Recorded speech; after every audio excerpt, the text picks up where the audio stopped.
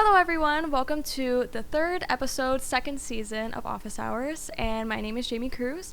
And today I am with the wonderful student composer, Charlie Rossi. Hi, very happy to be here. Okay.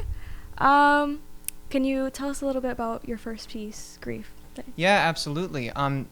Very cool little piece here. This is the first thing that I wrote when I got to college, actually. And it's actually the first piece that I had officially performed.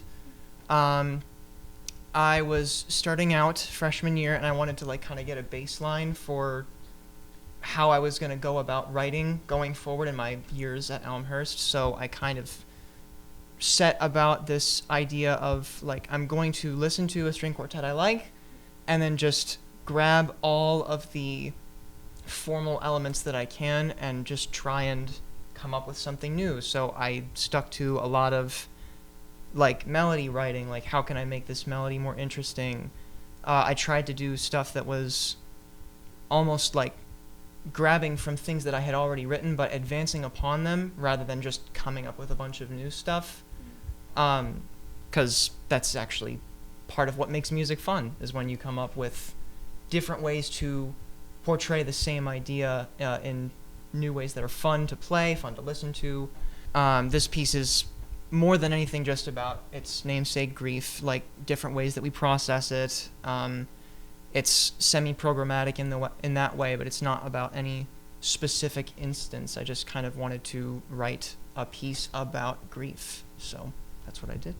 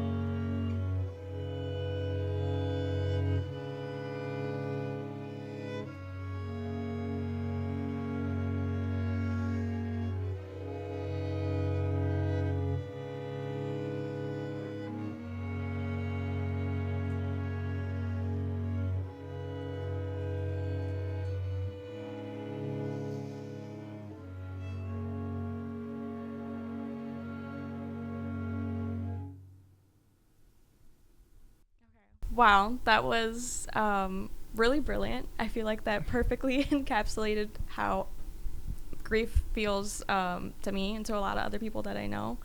Um, During your time composing grief, did you imagine it as more of like looking at it from a universal experience or your own personal experience of grief?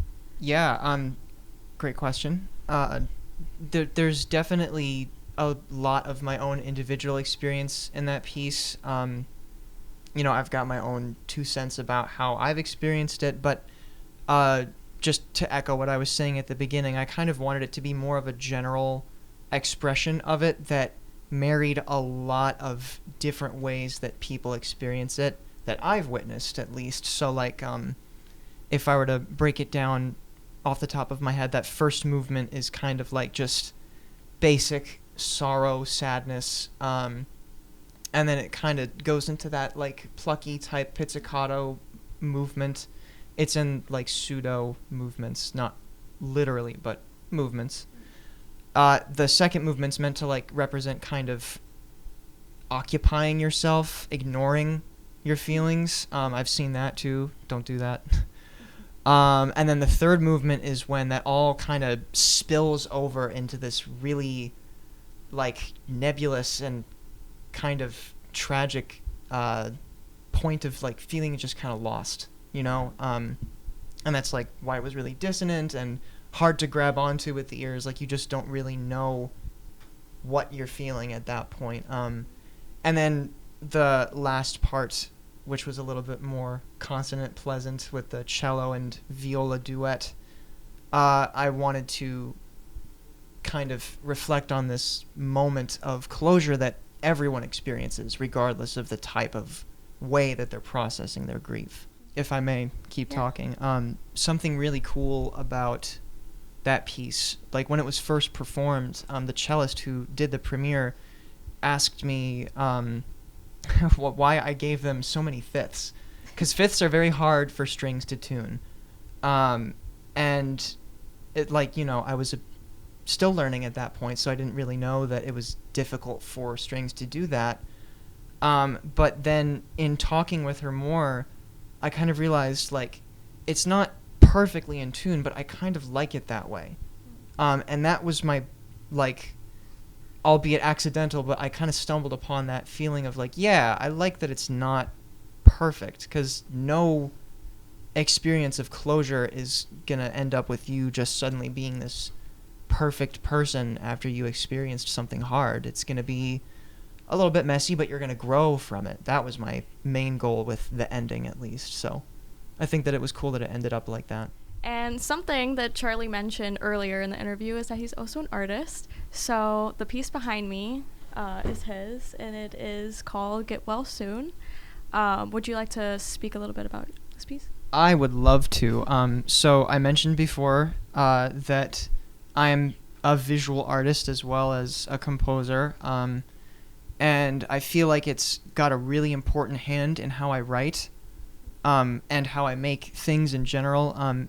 It's kind of like an extension of my language, if that makes sense. Like it's just part of it.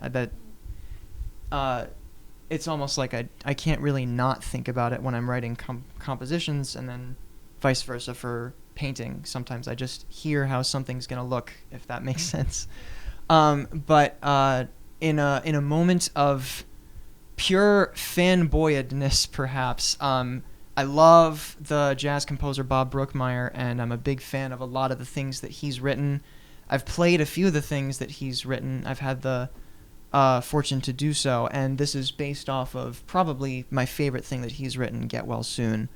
A really wonderful jazz composition. It's got a lot of heart and like palpable emotion in it, and it just kind of leaves your jaw dropped every time you play it, every time you listen to it.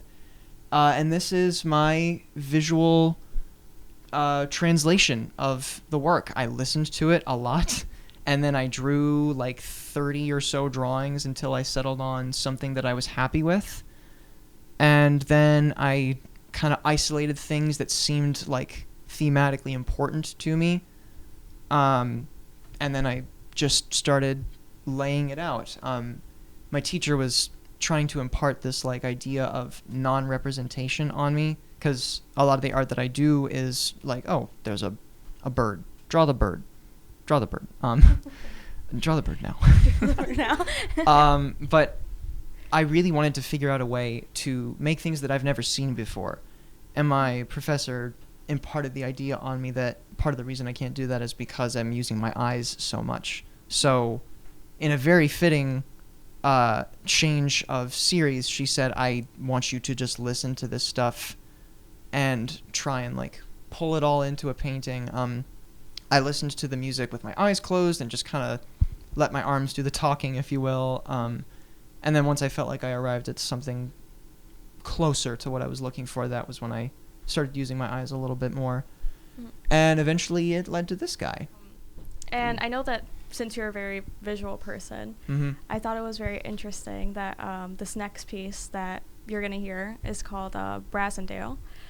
And my understanding is that you wrote it with the intent of being sort of an opera, like a mock opera. That's correct. So if you could talk a little bit about that process of writing Brassendale and kind of what each instrument like represents throughout your piece. Yeah, definitely. Wow. Well, I wrote this piece when I was in music history. I think that was one of my favorite classes that I've taken here so far. And we were learning about pretty much the backbone of music that opera is, because it really started pulling the idea of like this rich artistic scene into music that was going on before, but that idea of like story-driven music kind of goes hand in hand with opera. And I love it so much. There's so much passion and energy in opera, and I just wanted to kind of evoke that. And brass is such an extraordinarily expressive instrument group. I thought it would be the perfect instruments to get that vibe that I was going for.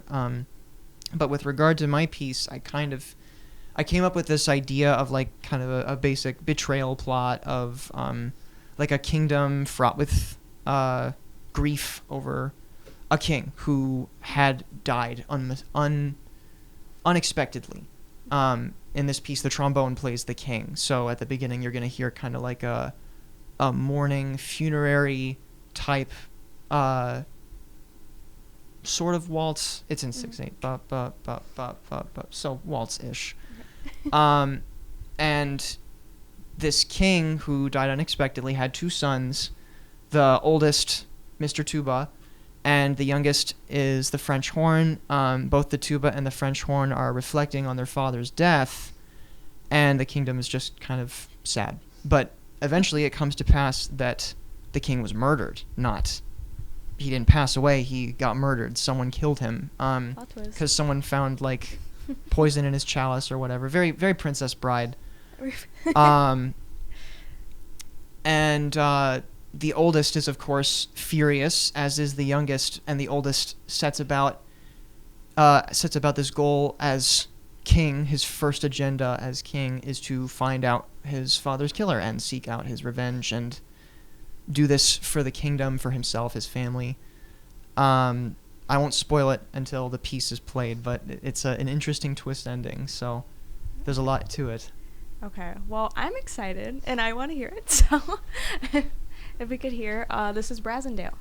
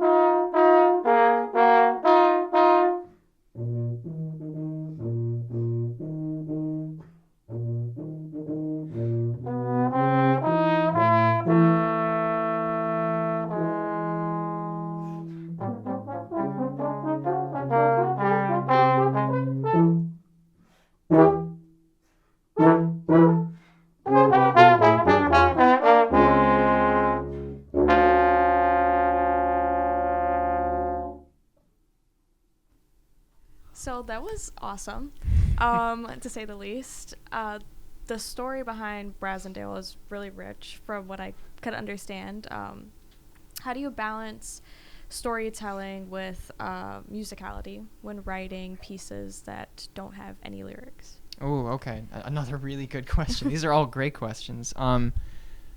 So I think the connection between both of these things, like story and visual art, as well as playing, singing, music, all of it is very physical. Like all of them have these really characteristic physical elements to them that you kind of go through and are very distinct to each of them. So I lean on that when it comes to writing for something very story driven. And I mean physical in a way of like I try to mimic the actions of my story and translate them into what they're literally playing. So like in in movement 2, when they go to that do do da do do do da, that's like the eldest brother kind of mounting up on his horse and like, all right, I'm gonna go find my dad's killer, let's do this. Another example, like at the very end there's some like sword clashes, bup bup bup bup da da da da da da da da, something like that. So like I feel like that's really helpful when trying to grab the story, because you do these specific things in composition and the performers are like, oh, I wonder what this is. And then that's this like really engaging moment, because then the composer tells the performer what's up at that part, and that makes the performance all the more fun for them. Not to mention like it just kind of helps them with the character. I feel like that's really what makes music all the more fun to do, is like getting into the character of it all more, because it's a language, and people are speakers of language, so I like to like see how I can tell stories with it, even though it's not technically words. Yeah, Maybe we'll see Brasendale as an opera. Can we see Brasendale? Gosh. I don't know the first thing about actually like making things into an opera. That's a lot of choreography. Give me a few years time, I'll learn how to do that too. I want to see it personally. I would love to see it. Well, it's been really amazing having the performers from Grief and going into Brasendo. I feel like they're very contrasting pieces, which I really enjoyed. Um, how do you know, like, as you're composing these pieces, how do you know when a piece is truly finished? Oh yeah, that's a one that composition majors think about a lot. There's kind of two ways I can break this down. Well, the first way that goes for every piece is I don't think a piece is ever really truly finished. An art professor of mine used to say, like, I can't have my work hanging up in my house because I'll want to fix it. And I feel like that's very much the same thing. Like, there's stuff that I could change about Grief. There's stuff that I could change about Brasendel. But just kind of remaining content with the way that it is.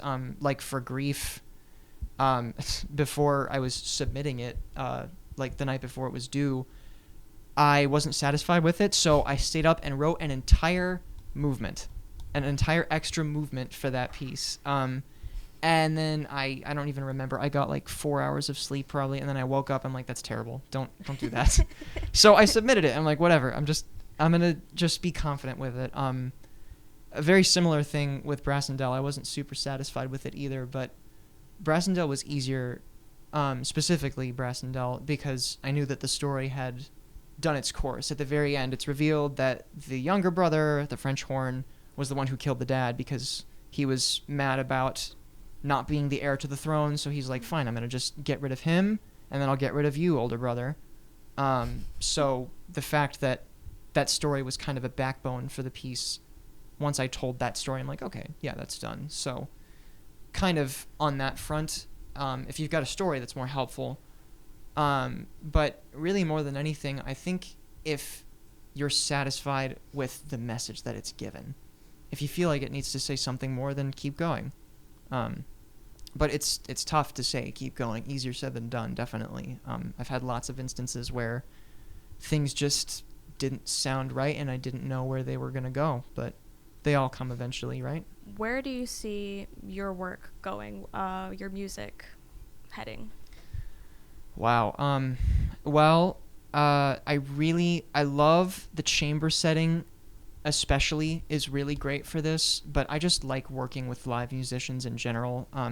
I know how to do stuff in digital audio workstations. I've done lots of practice with film scoring too, which is really fun. But I think more than anything, I definitely want to work with live musicians because I think that human aspect and that moment of communication of, like, from composer to performer, composer to audience, performer to audience, that whole cyclical thing, that's my favorite part about this. So I think that's really where anything that I do is going to be directed towards. So yeah, no, I mean, anything else I can get my hands on in terms of writing, though, I'll do it, you know? Yeah. I enjoy what I do. It's really fun because I get to meet wonderful people like this and then talk about fun, cool, weird stuff that I just thought up, and yeah, no, it's great. Yeah, maybe an opera. Maybe. I wouldn't be against an opera. I love opera. Well, it was awesome having you. Thank you to the musicians and Charlie. This has been amazing. Yeah. So, if I may name all of them. Yes. Thank you to Aani Borrego, Eliot Schaffrath, and Sabina Fijor, violin, viola, and cello, respectively, on Grief. And thank you to Hannah Hadraba on French horn, Ian Martinez on trombone, and David Johansson on the tuba in Brasendel. You guys crushed it. It means so much to hear these pieces. It's been a long time. Grief is 4-ish, 3-ish years old. At least that's how long it's been since I've heard it played. And Brassendel's not too far behind, sitting at around like 1.5, 2 years. So it just meant so much that I got to hear them again. And thank you for having me as well. Oh. This was such a treat. Nope, no problem. We had to get Charlie. Well, thank you to everybody that's watching. And bye-bye. Thank you. Bye-bye.